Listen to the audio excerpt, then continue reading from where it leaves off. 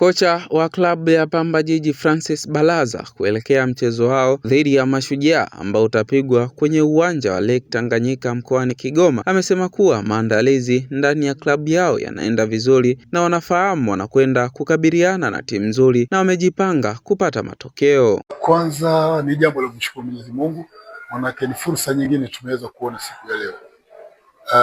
Pili, tusema kuwa preparation so far tumejiandaa vizuri.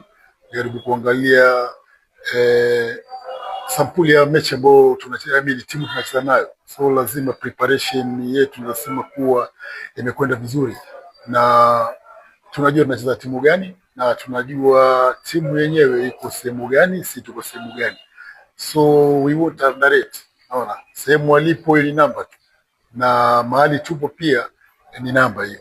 So mimi nafikiri tunakuja tukijua tunacheza timu bora, tunacheza na timu ambapo kocha mzuri na wachezaji wazuri, kuna ile mixed up of experience na wale vijana wadogo, so itakuwa mchezo mzuri.